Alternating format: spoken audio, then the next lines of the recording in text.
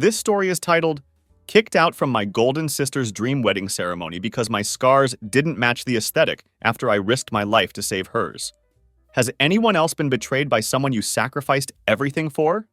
Hey everyone, have you ever saved someone's life only to have them turn their back on you? I never thought I'd be asking myself this question, especially not about my own sister. But here I am, sitting in my living room, staring at a wedding invitation that arrived 4 days ago, my scarred hands trembling with a mix of anger and disbelief. My name is Jack. I'm 31 years old, and I can't help but wonder how we got here. The sister I jumped into a burning car to save now wants me nowhere near her perfect wedding because my face might ruin her photos. It's almost laughable if it wasn't so painful. But let me start from the beginning. You need to understand everything that led to this moment. Until 10 months ago, I was just your average guy, working as a high school physics teacher in suburban Michigan. My sister Olivia, who's 24, and I were always close despite our different personalities.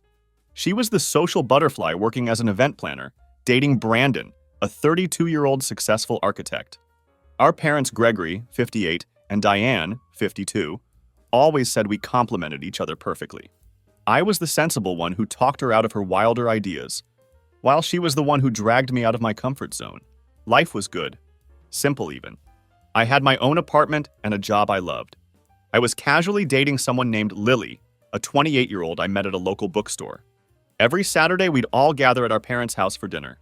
Olivia would bring Brandon, I'd bring Lily, and we'd spend hours talking about our weeks and future plans. Olivia would excitedly share details about her upcoming wedding, which she'd been planning for over a year. Everything was picture perfect. Until that rainy night in October, I remember every detail of that evening with crystal clarity. Olivia had called me crying about a fight she had with Brandon. She wanted to meet at our usual spot, a small diner just outside of town.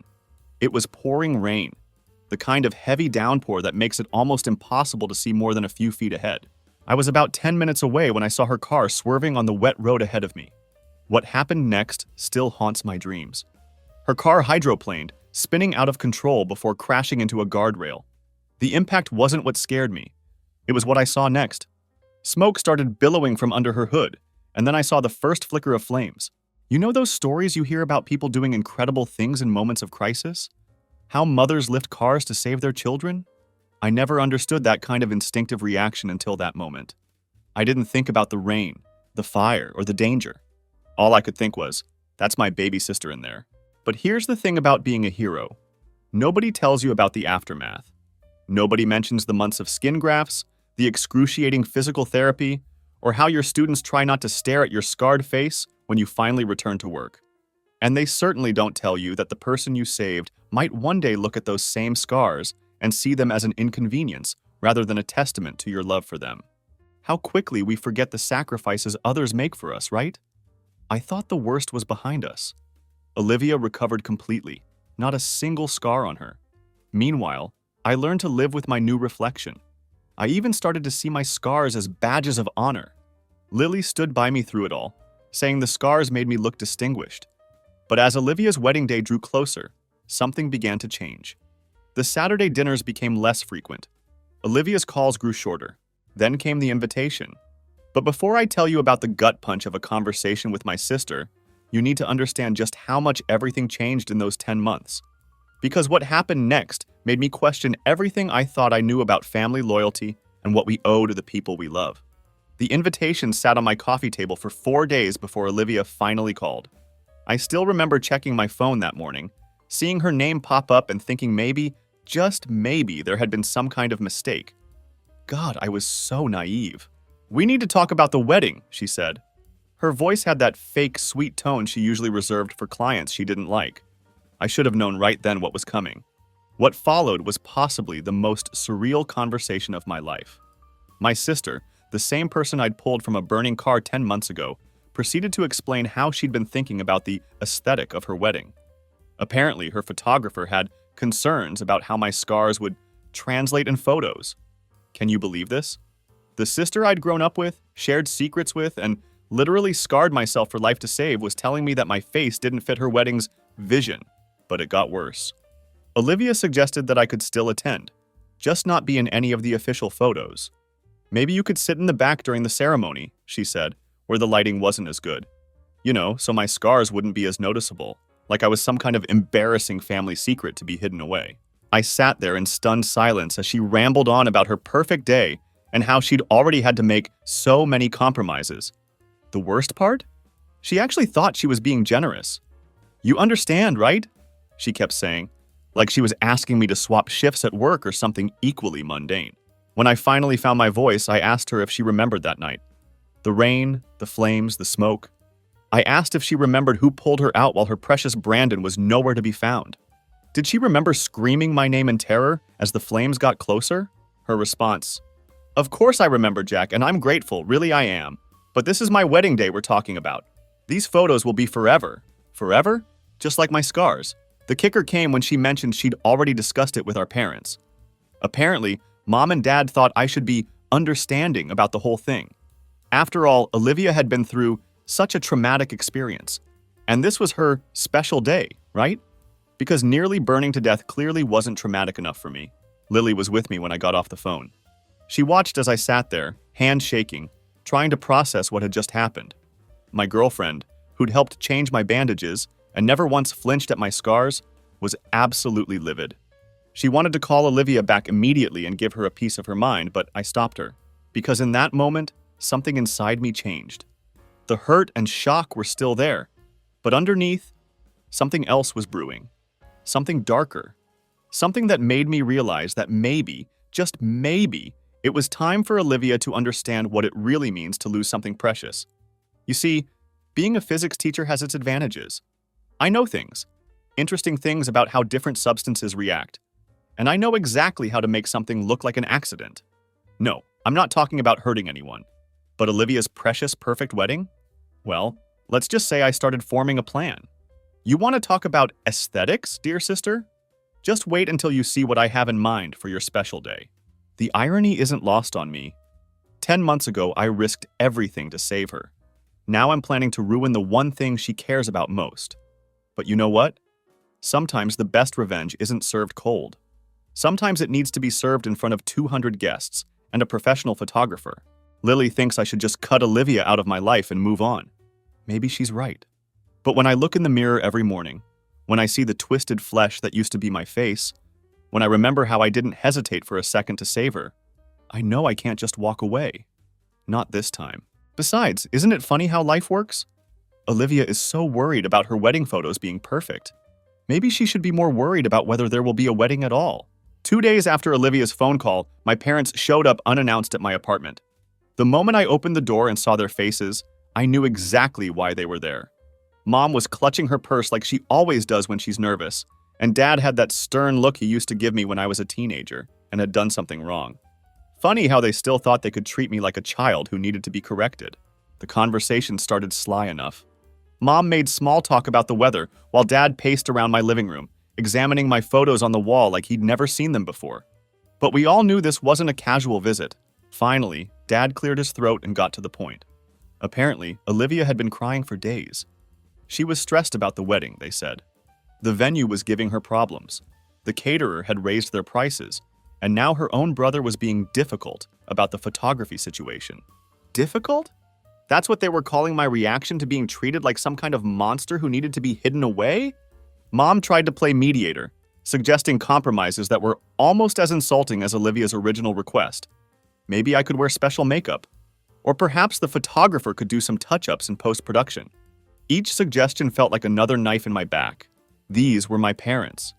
The same people who had sat by my hospital bed for weeks, who had watched me struggle through painful rehabilitation. Now they were acting like my scars were some minor inconvenience that could be covered up with a bit of concealer. The argument that followed was unlike anything we'd ever had before. 31 years of buried resentments and unspoken words came pouring out.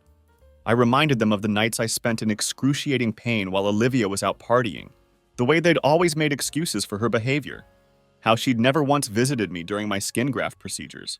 Do you know she was at a beach resort with Brandon while I was learning how to smile again without it hurting? I asked them, my voice rising with each word. Dad's face turned that dangerous shade of red I remembered from childhood as he accused me of being selfish. Your sister could have died that night, he thundered, completely missing the irony of his statement. The least you can do is make this one small sacrifice for her happiness. That's when I lost it. I pulled up my shirt to show them the scarring that spread across my chest and back.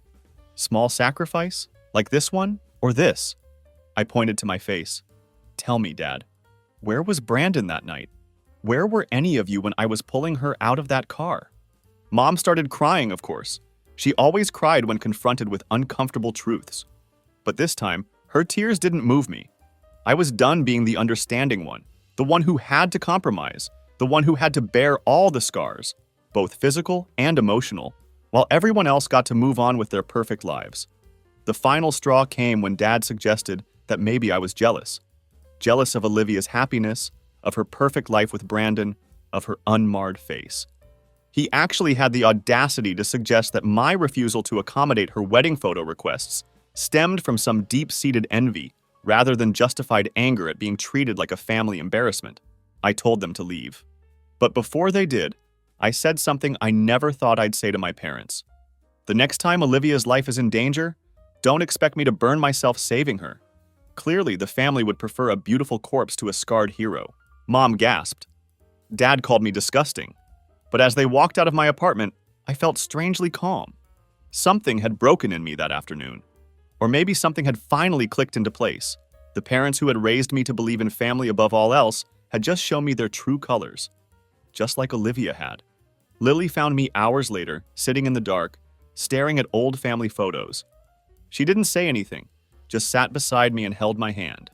But in my mind, I was already starting to formulate ideas. Olivia wanted a perfect wedding. Mom and Dad wanted their precious daughter's special day to be flawless. Well, sometimes, the best way to teach people the value of something is to take it away from them. That night, I deleted my family's numbers from my phone and started making plans. Not just for revenge, but for justice. Because sometimes family isn't about blood. It's about who's willing to walk through fire for you. And in my case, quite literally, social media can be a special kind of torture. For the past 2 weeks, my feed has been flooded with posts about Olivia's upcoming fairy tale wedding. Every time I open Instagram, there she is, my picture-perfect sister surrounded by smiling bridesmaids at her final dress fitting, showing off the elegant venue, arranging pristine white flowers that probably cost more than my monthly mortgage. If they only knew what was coming. Through mutual friends, I've learned all about the extravagant plans. The ceremony will be held at the prestigious Hamilton Hotel, with its crystal chandeliers and marble floors. Olivia chose a classic elegance theme, everything in white and gold. 200 guests, a 5-tier wedding cake, professional string quartet, ice sculptures, the works. Mom's been bragging to everyone at her book club about how Brandon's parents contributed a significant amount to make their princess's dreams come true. Yesterday, Lily showed me a video that one of Olivia's bridesmaids posted. It was from the rehearsal dinner. Everyone gathered at that fancy new restaurant downtown. Olivia was glowing in a white designer dress, probably a pre-wedding dress. Because apparently that's a thing now. Mom and Dad were beaming with pride, raising their champagne glasses as Brandon gave some heartfelt speech about destiny and perfect matches. Funny how destiny didn't make him brave enough to pull her from that burning car. The worst part? They've been using my absence to paint themselves as the victims. Olivia told everyone I'm going through some personal issues, and they're respecting my privacy by giving me space. Mom's been posting throwback photos of Olivia and me as kids, with captions about missing her boy and hoping I'll find my way back to the family. The hypocrisy is enough to make me sick. Even my own students have been caught up in the excitement.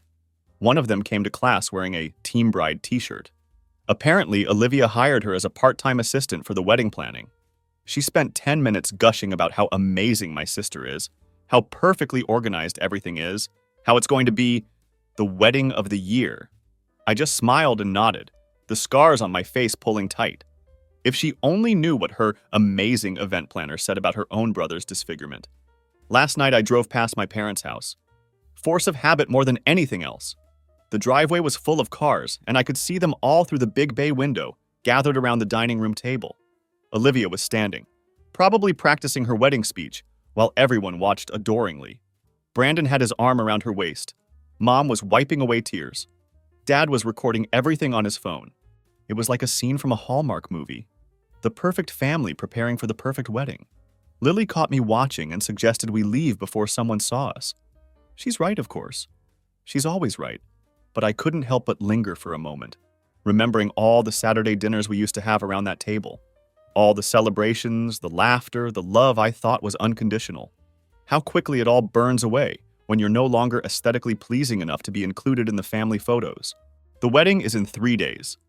They're all so busy with their final preparations, their rehearsals, their picture-perfect moments. Olivia's latest post shows her wedding countdown chalkboard. 72 hours until I marry my soulmate. The comments are full of heart emojis and congratulations. Nobody suspects anything. Why would they? In their minds, I'm just a bitter, disfigured brother who couldn't be happy for his sister's special day. The family disappointment who couldn't understand that some sacrifices need to be made for the sake of perfect wedding photos. They probably think I'm sitting at home nursing my wounds, regretting my decision to skip the wedding. If only they knew what I was actually planning. Lily's been watching me closely, probably worried about what I might do. She knows me well enough to sense that I'm up to something, but she hasn't asked any questions. Maybe she doesn't want to know. Or maybe she understands that some things can't be forgiven, that some bridges need to be burned completely. Tomorrow is the final preparation day. The flowers will be delivered. The cake will be finished. The place cards will be arranged. Everything will be perfect, just like Olivia always wanted. And I'll be in my lab at school after hours, making my own preparations. Because every fairy tale wedding needs a memorable ending, right, sis? The wedding day arrived with perfect weather, exactly what Olivia had hoped for her outdoor ceremony at the Hamilton Hotel's garden terrace. I watched from my car as the guests filed in, all dressed in their finest. Lily squeezed my hand, asking one last time if I was sure about this. I just nodded. Some bridges aren't meant to be rebuilt.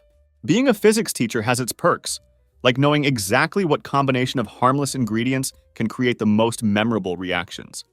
I'd spent the last few days preparing everything meticulously in my lab after hours. Nothing dangerous. I'm not a monster. Just something that would make this wedding unforgettable for all the right or wrong reasons. I waited until the ceremony was about to begin before making my move. The hotel staff knew me. After all, I was still listed as a groomsman until 2 weeks ago. Nobody questioned my presence as I walked through the back entrance, carrying what looked like a wedding gift. Lily stayed in the car, ready for our quick exit. The garden terrace was stunning. White roses everywhere. Golden chairs arranged in perfect rows. A string quartet playing softly. The 5-tier wedding cake stood proudly near the refreshment area, exactly where I knew it would be. Perfect. That's when Olivia spotted me. She was in her preparation room adjacent to the terrace, door open, surrounded by bridesmaids. The look on her face shifted from shock to anger to fear in seconds. She came storming out in her pristine white dress, designer heels clicking against the marble floor. "What do you think you're doing here?" she hissed, keeping her voice low to avoid drawing attention. "I told you you're not welcome. Your face will ruin everything." I smiled, feeling my scars stretch. Just wanted to congratulate my sister on her perfect day. Mom and Dad appeared behind her, their faces pale. Dad started to move toward me, but I held up my hand. "Don't worry, I'm not here to make a scene," I said calmly. "Just dropping off a wedding gift." Olivia's face contorted with disgust. "I don't want anything from you. You're not my brother anymore," she spat. "Do you know how much stress you caused me? How many nightmares I've had about you showing up and ruining my photos?" She made a retching sound, physically recoiling from me. "God, I wish I'd never called you that night." There it was, the final nail in the coffin of our relationship. I placed my gift on the table near the cake and turned to leave, but Olivia wasn't done. "You know what? I never properly thanked you for that night," she said, her voice dripping with sarcasm. "So thank you, brother, for giving me something to be embarrassed about for the rest of my life. Every time someone asks about you, I have to explain why my own brother looks like that." The guests were starting to stare. Mom was crying. Dad looked like he wanted to drag me out. But I just smiled again, checked my watch and said, "You're welcome, sis. Enjoy your perfect day." I was halfway to the exit when I heard the first screams. My little chemical concoction had done its job perfectly. A combination of harmless but potent compounds that, when mixed, created an odor so foul it could clear a building. The best part? It was time to release gradually, becoming stronger over several minutes. The chaos that followed was beautiful. The putrid smell of rotten eggs and skunk spray filled the air. Guests began gagging. The string quartet stopped playing. Olivia's precious white roses wilted in the noxious cloud. And there in the middle of it all stood my sister, in her perfect white dress, retching for real this time. I watched from the parking lot as people poured out of the garden terrace, holding their noses. The hotel staff was baffled. They couldn't find the source of the smell, and their ventilation system only spread it further. Olivia came running out last, her mascara streaking down her face, her perfect wedding ruined. She saw me standing by my car and screamed something, but I couldn't hear her over the commotion. I didn't need to. Her face said it all. The same look of disgust she'd given my scars was now being given by everyone to her perfect venue, her perfect flowers, her perfect day. Lily was trying not to laugh as we drove away. "Was it worth it?" she asked. I touched the scars on my face, remembering the flames, the pain, and Olivia's words. "You're not my brother anymore." "Every single second," I replied, watching the chaos fade in my rearview mirror. Some things you can't cover up with makeup or hide in the back row. Sometimes the ugliness needs to be right out there in the open for everyone to see. Let's see how those wedding photos turn out now, sis. 3 days after the wedding disaster, I was grading lab reports in my classroom when the principal called me to her office. My stomach dropped when I saw who was waiting there. Mom, Dad, Olivia, Brandon, and some guy in an expensive suit I'd never seen before. Olivia's eyes were red and puffy, but there was pure hatred in them when she looked at me. Here we go. Turns out they figured it out pretty quickly. The hotel's investigation found traces of chemicals in the gift box I'd left. Being the only physics teacher in the family made me the obvious suspect. But what really gave me away? The security cameras in my school lab had caught me working late those nights before the wedding. The suit guy, apparently the hotel's lawyer, had all the footage ready on his tablet. The numbers they threw at me were staggering. The ruined wedding had cost over $95,000. The venue had to be closed for 3 days for deep cleaning. The flowers, the food, the cake, all wasted. And now they wanted me to pay for everything. Not just the damages to the hotel, but a complete do-over wedding for precious Olivia. "You're going to fix this," Dad growled, throwing a detailed invoice on the desk. "Every single penny. Your sister deserves her perfect day, and you're going to pay for it." Olivia, who hadn't spoken until then, suddenly found her voice. "You know what's funny?" she said, her words sharp as glass. "I was actually starting to feel guilty about not wanting your horrible face in my wedding. But now I realize I was right all along. You're a monster, Jack. Not because of your scars, but because of who you are inside." Rich coming from someone who disowned her own brother over some photos. Mom tried her usual peacekeeping routine, suggesting I could take out a loan, maybe sell my car. "It's the right thing to do, honey. After what you did," she insisted. The principal sat there uncomfortably as Brandon detailed their plans for the new wedding. Same venue, same everything, just 2 months later. They'd already booked it all again, confident they could force me to foot the bill. They even had payment plan options worked out. How considerate of them. I let them finish their demands before speaking. When I finally did, my voice was calm. "No." The silence that followed was deafening. "I saved your life," I continued, looking directly at Olivia. "I ran into a burning car and pulled you out while everyone else stood watching. These scars? They're from melting metal and burning gasoline. Your perfect fiancé was there too, remember? He watched from a safe distance while I burned." Dad slammed his hand on the desk. "That doesn't give you the right to—" I cut him off. "To react when my own sister treats me like some kind of freak? When my own parents suggest I hide away so I don't embarrass the family? You want me to pay for a new wedding? Here's what I owe you. Nothing." The hotel lawyer cleared his throat, mentioning something about legal action. I turned to him with a smile that pulled at my scars. "Go ahead, sue me. And when we go to court, I'll tell them everything. About how the bride banned her brother from her wedding because of scars he got saving her life. About how my family decided that wedding photos were more important than basic human decency. I'm sure the local news would love that story." Olivia's face went white. She knew as well as I did how that would play out in public. Her perfect event planning business wouldn't survive that kind of publicity. "You wouldn't," she whispered. "Try me," I replied. "You wanted to pretend you didn't have a brother? Congratulations, you don't. Not anymore. Now get out of my workplace before I call security." They left one by one. Mom crying. Dad fuming. Brandon supporting a shaking Olivia. The lawyer lingered just long enough to give me his card, just in case I reconsidered. Later that evening, Lily found me sitting in my apartment, staring at old family photos again. But this time I wasn't sad. I was relieved. Because sometimes the price of revenge isn't measured in dollars and cents. Sometimes it's measured in the bridges you burn and the ties you sever. And some prices are worth paying. 2 months after the wedding disaster, I was leaving school when I saw a familiar figure sitting on the steps. Olivia. She looked different. No designer clothes, no perfect makeup. None of that carefully curated appearance she usually maintained. She was just sitting there, hugging herself in an oversized sweater, looking small and lost. Life has a way of humbling people, doesn't it? I learned from Lily, who heard through mutual friends, that everything had fallen apart for Olivia in the weeks following the ruined wedding. The story of what happened had spread through our small town like wildfire. Her event planning business took a massive hit. Turns out people aren't keen on hiring a wedding planner whose own wedding ended in disaster. But the real blow came when Brandon left. Apparently, he couldn't handle the embarrassment. The whispers, the stares, the way people looked at them with a mixture of pity and barely concealed amusement. He called off their rescheduled wedding 3 weeks ago, saying he needed space to reevaluate.